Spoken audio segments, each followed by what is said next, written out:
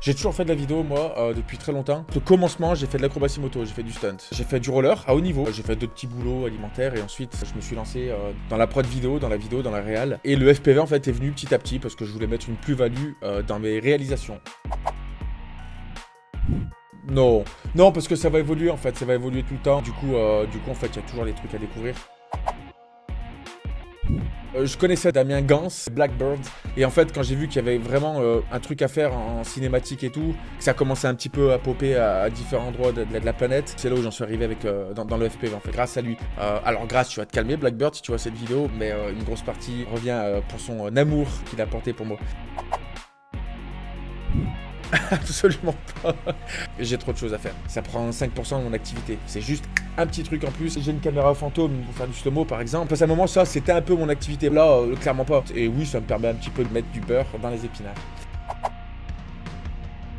L'adrénaline et la dopamine, t'es seul quoi. Quand moi je mets les lunettes dans mes yeux, je sais ce que j'ai à faire, je m'éclate, je vois le monde comme j'ai envie de le voir si j'étais un oiseau. T'as vraiment cette sensation de liberté. Je m'éclate et tout ça en plus pour faire des belles images, bah c'est juste le kiff quoi tu vois. Mais c'est l'état d'esprit général, c'est se retrouver un dimanche, boire des bières avec les potes, faire griller 2-3 merguez, se fendre la gueule et péter du carbone, se faire des petits battles de celui qui va rentrer là. Et t'as plein de gens passionnés, tout le monde parle de matos, tout le monde échange et tout. C'est cette ambiance un petit peu d'entraide et tout ça qui fait que je kiffe aujourd'hui en fait. Tu vois.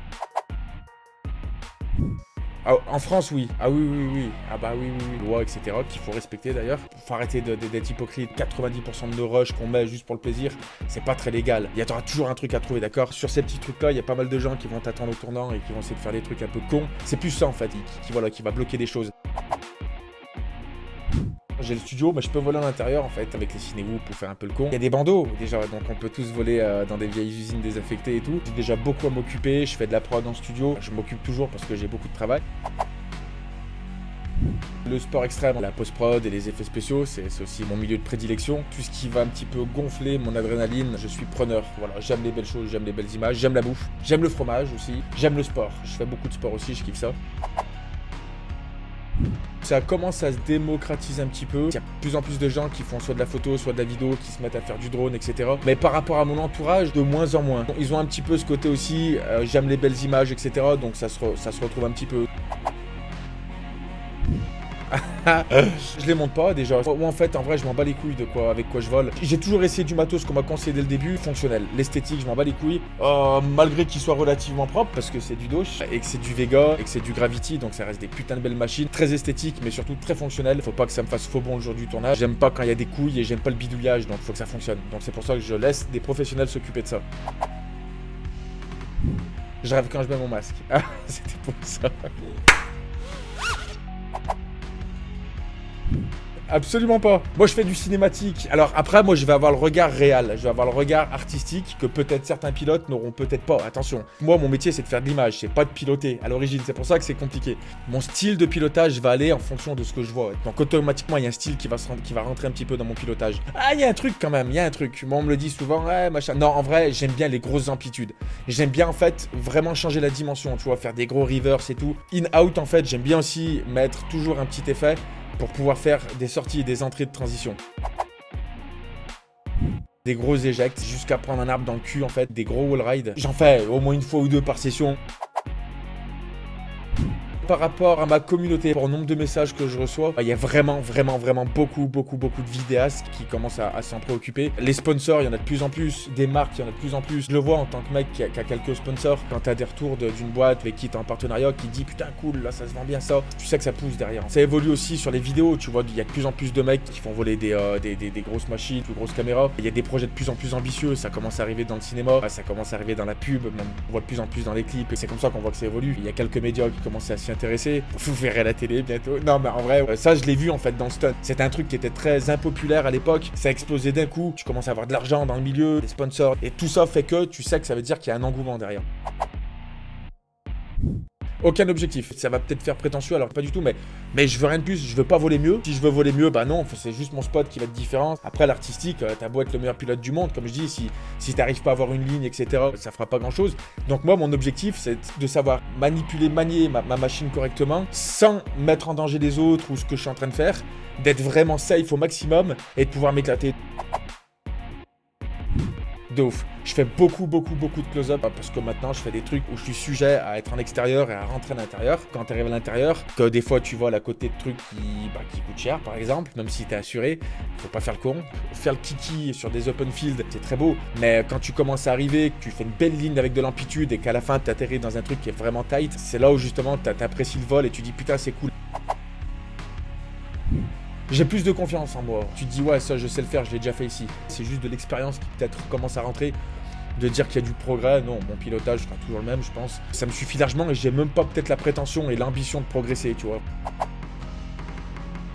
Je le dis très clairement, hein, du jour au lendemain. Une fois j'ai été sur mon spot, j'ai dit les gars, je sais pas ce qui arrive. Et à partir de ce jour-là, il y a plein de trucs qui se sont décoincés, tu vois. D'un coup, c'est pas un level up, mais d'un coup, je sais pas, il s'est passé un truc. Et j'ai eu cette espèce de step up, en fait, où je suis arrivé. Je me sentais plus à l'aise pour faire des figures freestyle, faire des dives et des gaps, faire des machins. Après, il y a eu une longue période de stagne. Et après, ça m'a refait ce délire-là, et en un peu plus gros cette fois-ci. Après, c'est pas non plus l'Eldorado. Plein de trucs, mais je pense qu'en vrai aujourd'hui c'est le matos. Je pense qu'il y a une grosse bride avec le matériel, tout ce qui est transmission, confort de vol, etc. Je pense que déjà une machine bien tunée, bien build et tout, c'est un level up pour le pilotage. Donc je pense que c'est matos qui va faire ça en fait. Ça va être performance du matos en fait et stabilité du matos.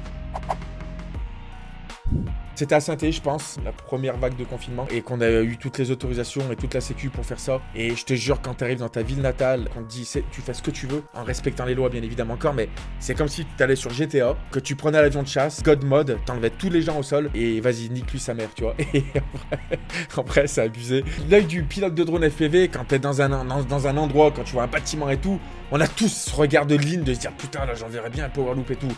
Et bah quand on dit bah tiens vas-y fais maintenant. Et puis en plus il y a les flics qui sont avec toi, ils ferment des routes et tout. Ouais voilà, c'est ça ma meilleure session.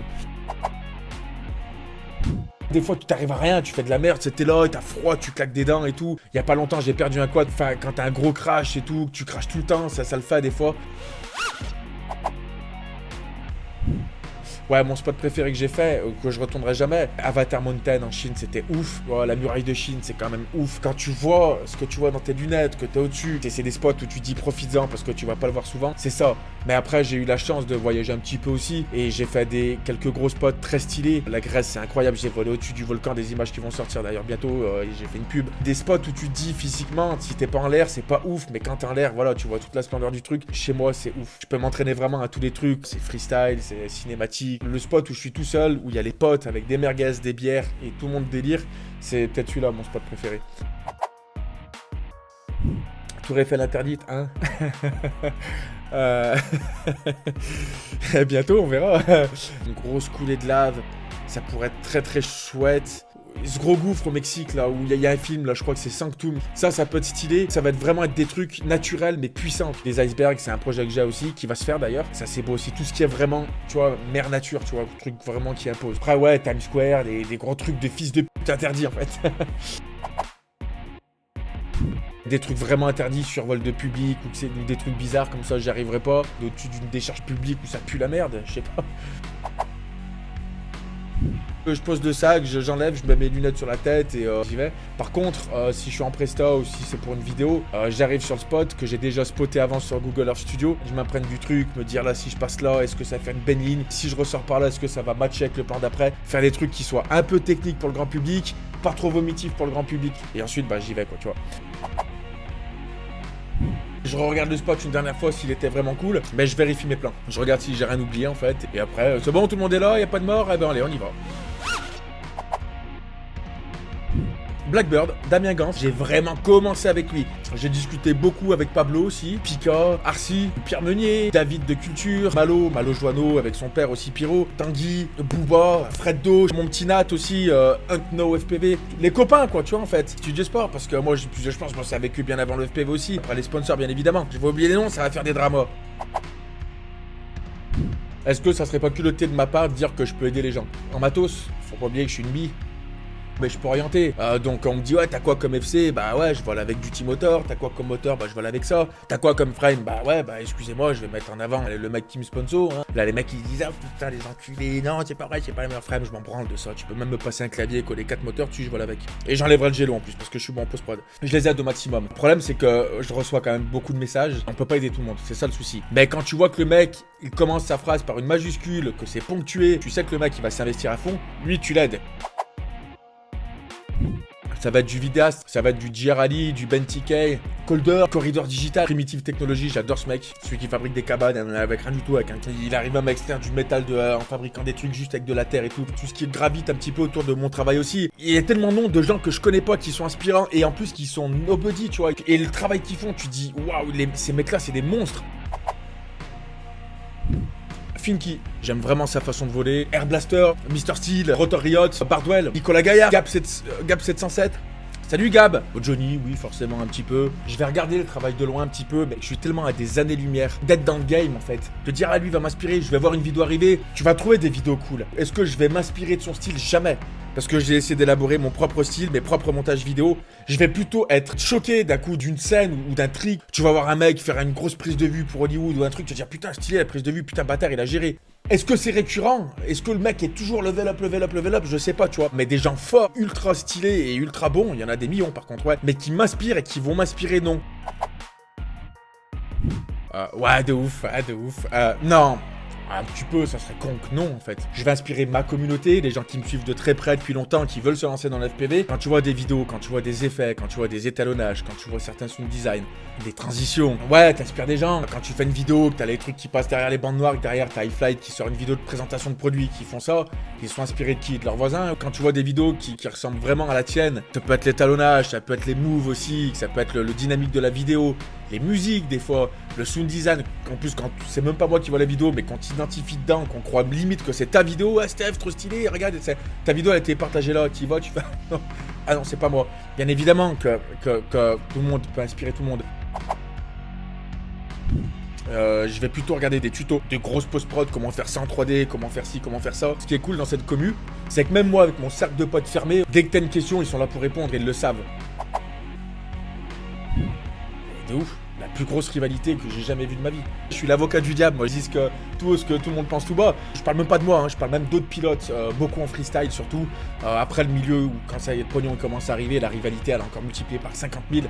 Celui qui dit non, c'est le bisounours de la bande. J'ai fait du stun pendant 12-13 ans, on faisait des compètes, on faisait des shows autour du monde. T'as toujours la rivalité d'autres. Ah t'as vu, lui il a fait cette vidéo, il va y avoir la politesse. Il y a beaucoup de non malsains, mais il y a beaucoup de malsains. Si t'es pas proxy, c'est-à-dire, ton rival numéro 1, il habite à 10 minutes de chez toi et vous voulez souvent ensemble, il va y avoir l'esprit de compétition qui va arriver, pas de rivalité. C'est ça la différence. C'est de la confrérie, un petit peu, ah bâtard, il a fait un truc stylé.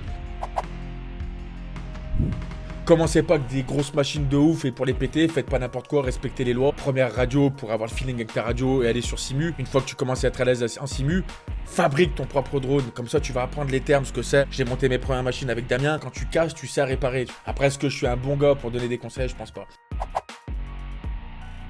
Je connais des mecs qui volent depuis 5-6 mois, qui arrachent vraiment des darons, mais genre vraiment. Je repère vite les vieilles écoles et les nouvelles générations. Comme je connais des mecs, moi ils sont vidéastes depuis 25 ans, ils ont pas le truc et tu le sens, tu l'as ou tu l'as pas en fait, tu vois. Oui. Casse d'hypo. Pulpi mec, avec de la pulpe c'est encore meilleur parce que tu peux mâcher. Debout. Seul et à plusieurs les week-ends. Sans musique.